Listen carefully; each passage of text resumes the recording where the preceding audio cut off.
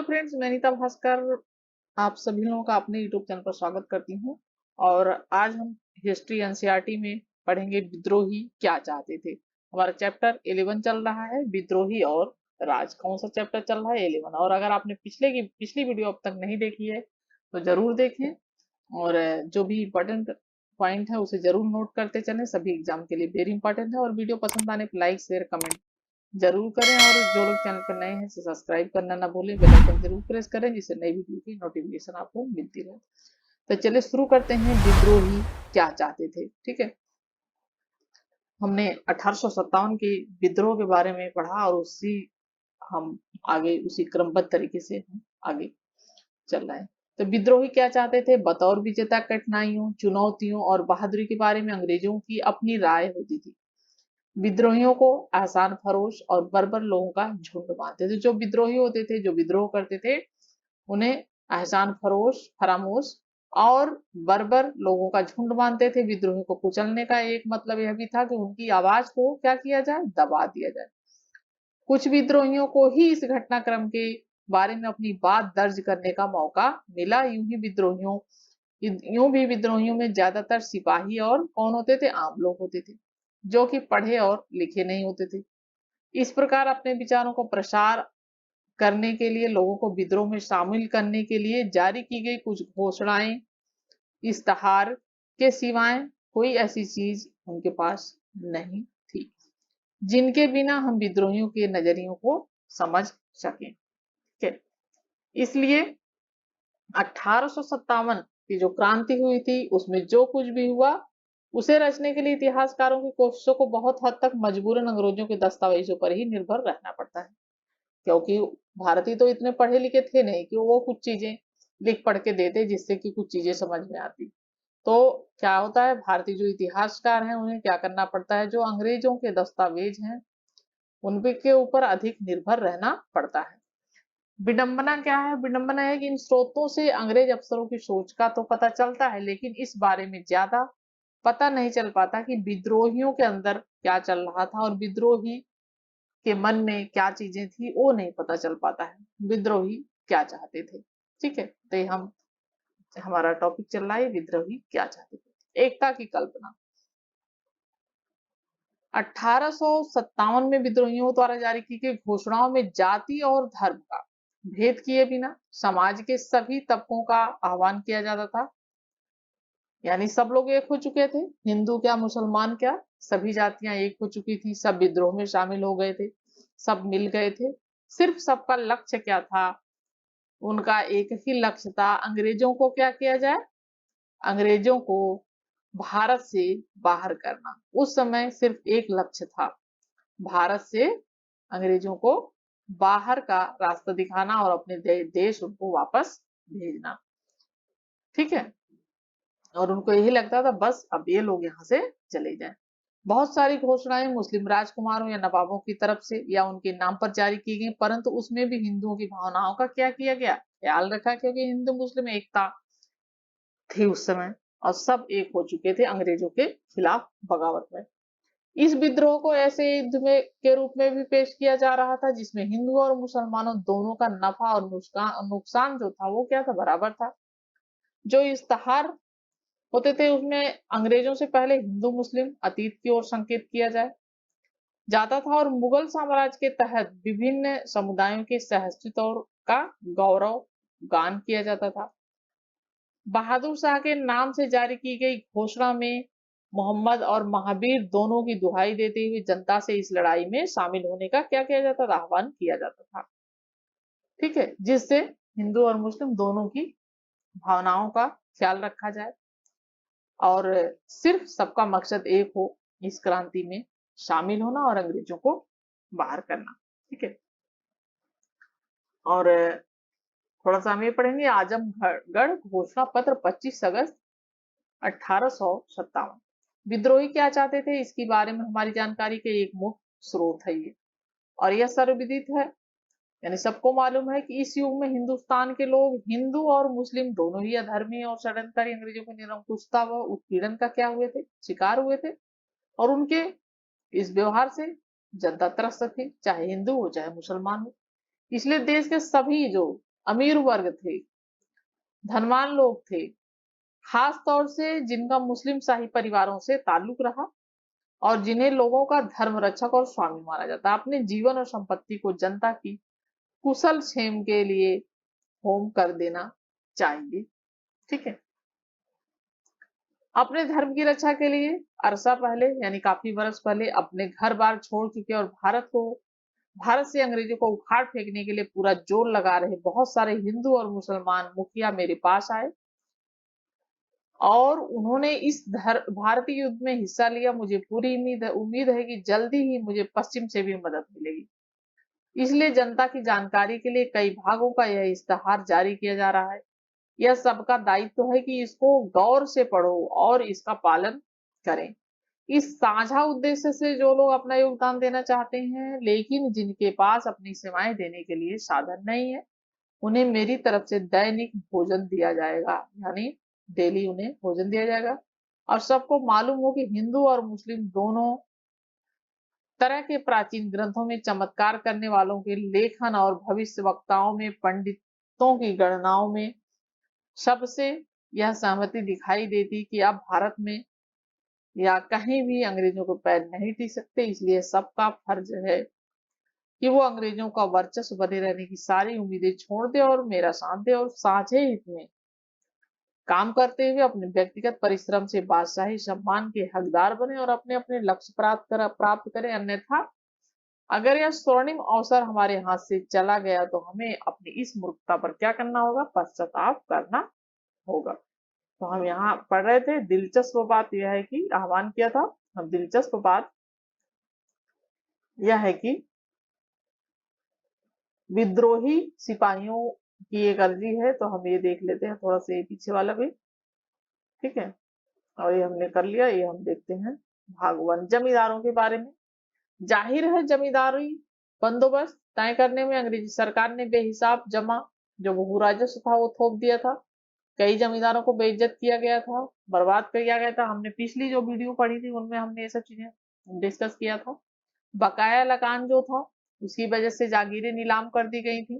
ठीक है, जमींदार बहुत सारे थे जिन्हें बर्बाद कर दिया गया था, उनकी जागीरें नीलाम कर दी गई थी। एक आम रैयत यानी रैयत किसान को कहते थे, हमने पढ़ा था पहले।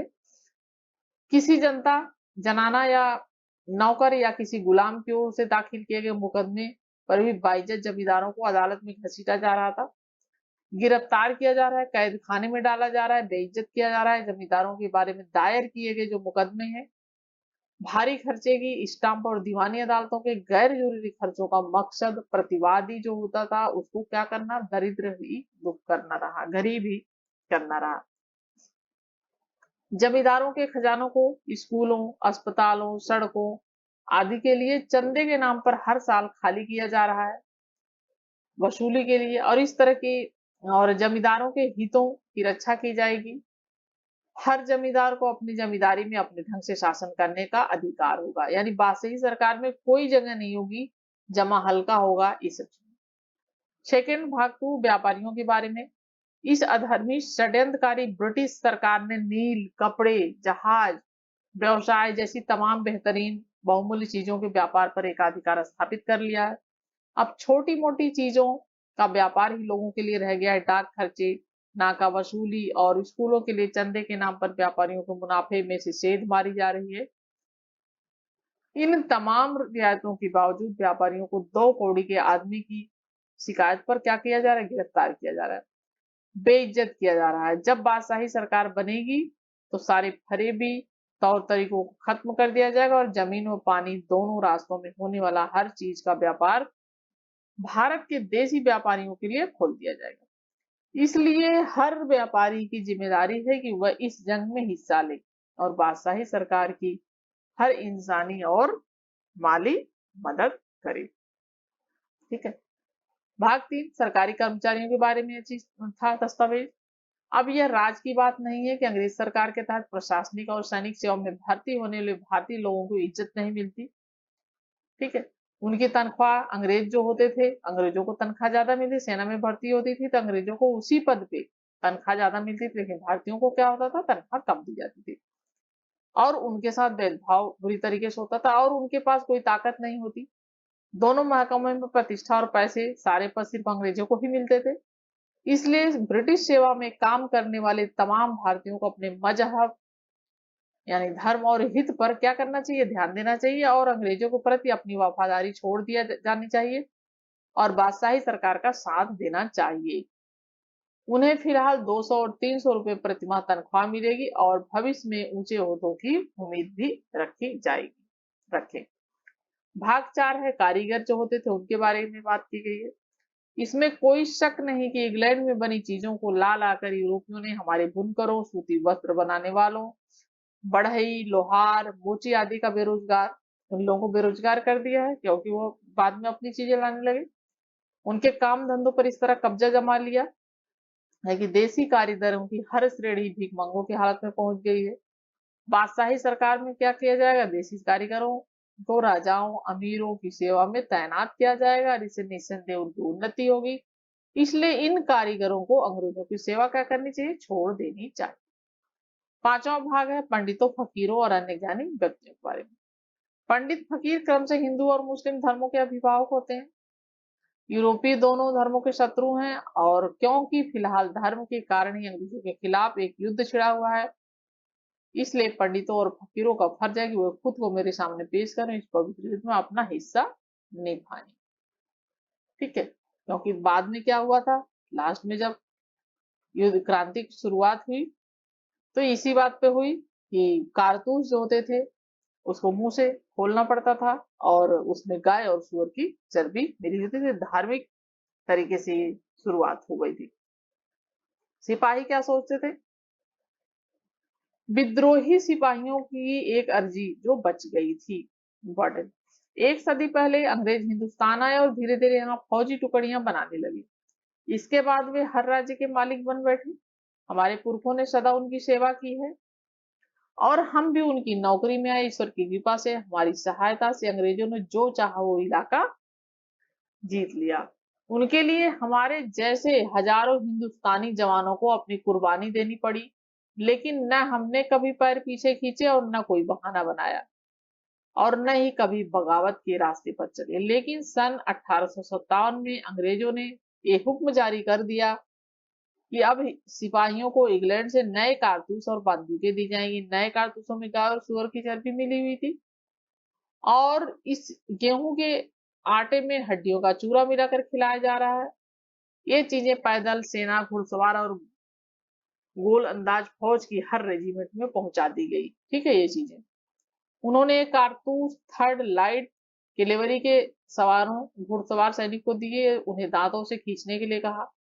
सिपाहियों ने इस हुक्म का विरोध किया और कहा कि वे ऐसा कभी नहीं करेंगे। अगर उन्होंने ऐसा किया तो उनका धर्म भ्रष्ट हो जाएगा, क्योंकि हिंदू और मुसलमान दोनों के लिए ये था कि गाय और सुअर की चर्बी मिली है, अगर हिंदू ने खोला तो उसका धर्म भ्रष्ट हो जाएगा, क्योंकि गाय को पूज्य नहीं माना जाता हिंदू धर्म में और सुअर को उनसे वो मुसलमान जो है वो नहीं छूना चाहते थे।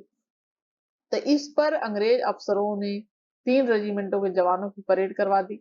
1400 अंग्रेज सिपाही यूरोपीय सैनिकों की दूसरी बटालियन और घुड़सवार गोलंदाज फौज को तैयार कर भारतीय सैनिकों को घेर लिया। हर पैदल रेजिमेंट के सामने छर्रों से भरी 6 तोपें तैनात कर दी गई और 84 नए सिपाहियों की गिरफ्तार करके बेड़ियां डालकर जेल में बंद कर दिया गया और छावनी के सवारों को इसलिए जेल में डाला गया ताकि हम डर कर नए कारतूसों को खींचने लगे। अब इसी कारण हम अपने सारे सहोदर इकट्ठा होकर, जो सहोदर जो साथी थे, दोस्त थे, इकट्ठा होकर अपनी आस्था की रक्षा के लिए अंग्रेजों से लड़े। हम 2 साल तक युद्ध जारी रखने पर मजबूर किया गया। धर्म व आस्था के सवाल पर हमारे साथ खड़े राजा और मुखिया अभी भी हमारे साथ है। उन्होंने भी सारी मुसीबतें झेली और हम 2 साल तक इसलिए लड़े ताकि हमारा अकायद या आस्था और मजहब दूषित ना हो। अगर एक हिंदू या मुसलमान का धर्म भ्रष्ट हो गया तो दुनिया में बचेगा ही क्या। ठीक है,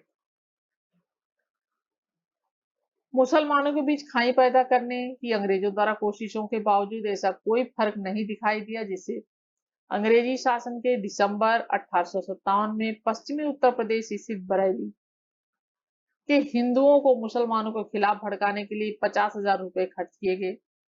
उनकी यह कोशिश क्या हुई, नाकामयाब रही। उत्पीड़न के तत्वों के प्रतीकों के खिलाफ इन घोषणाओं में ब्रिटिश राज्य से विद्रोही फिरंगी राज कहते थे से संबंधित हर चीज को पूरी तरीके से क्या किया गया, खारिज कर दिया गया।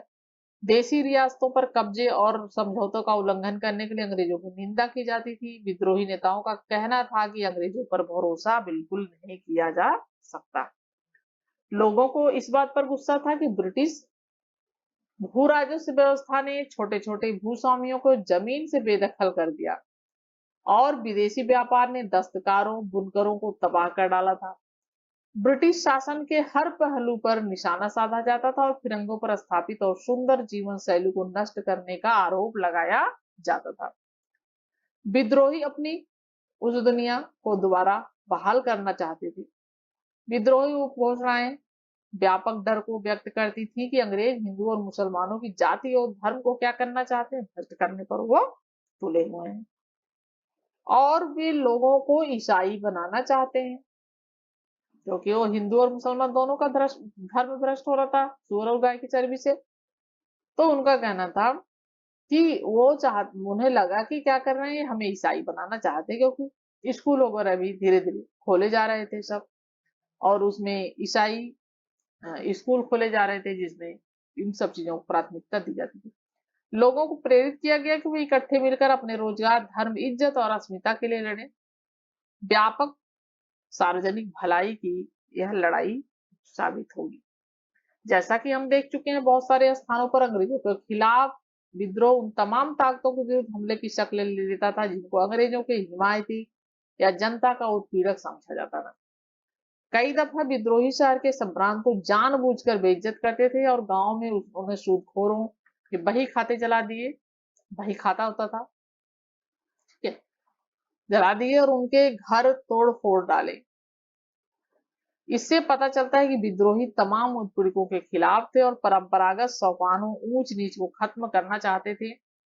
हमें एक वैकल्पिक दृष्टि, संभवतः एक ज्यादा समतापरक समाज की कल्पना दिखाई देती है, पर यह सोच उनकी भावनाओं में नहीं दिखाई देती। उनमें न तो फिरंगी राज के खिलाफ तमाम सामाजिक समूहों को एकजुट करने का ही आह्वान किया जाता था। नेक्स्ट पॉइंट है वैकल्पिक सत्ता की तलाश। ब्रिटिश शासन ध्वस्त हो जाने के बाद दिल्ली, लखनऊ, कानपुर जैसे स्थानों पर विद्रोह ने एक प्रकार की सत्ता और शासन की संरचना स्थापित करने का क्या किया, प्रयास किया। बेशक यह प्रयोग ज्यादा समय तक तो नहीं चल पाया, लेकिन इन कोशिशों से ऐसा पता चलता है कि विद्रोही नेता 18वीं सदी की पूर्व ब्रिटिश दुनिया को पुनर्स्थापित करना चाहते थे। इन नेताओं ने पुरानी दरबारी संस्कृति का सहारा लिया, विभिन्न पदों पर नियुक्तियां की, भू राजस्व वसूली और सैनिकों के वेतन के भुगतान का इंतजाम किया गया। लूटपाट बंद करने के लिए हुक्मनामे जारी किए गए। इसके साथ साथ अंग्रेजों के खिलाफ युद्ध जारी रखने की योजनाएं भी बनाई गई। सेना की कमान श्रृंखला तय की गई। इन सारे प्रयासों में विद्रोही 18वीं सदी के मुगल जगत से ही प्रेरणा ले रहे थे। यह जगत उन तमाम चीजों का प्रतीक बन गया जो उनसे छिन चुकी थी। विद्रोहियों द्वारा स्थापित शासन संरचना का प्राथमिक उद्देश्य युद्ध की जरूरतों को क्या करना था, पूरा करना था, लेकिन ज्यादातर मामलों में ये संरचनाएं अंग्रेजों की मार बर्दाश्त नहीं कर पाई, क्योंकि सब कुछ तो उनके हाथ में था, ज्यादा संपन्न थे हर तरीके से। अवध में अंग्रेजों के खिलाफ प्रतिरोध सबसे लंबा चला। लखनऊ दरबार जवाबी महल, लखनऊ बेगम हजरत महल ने कमाल संभाली थी। योजनाएं बनाई जा रही थी। 1857 के आखिर तथा 1858 के शुरुआती महीनों तक हुकुम श्रेणियों वजूद में थी। नेक्स्ट पॉइंट है दमन, और इसे हम नेक्स्ट वीडियो में पढ़ते हैं। और तब तक के लिए, और आशा करती हूँ कि आपको वीडियो पसंद आई होगी। जरूर लाइक करें, कमेंट करें। Thank you for watching. Next video में मिलते हैं।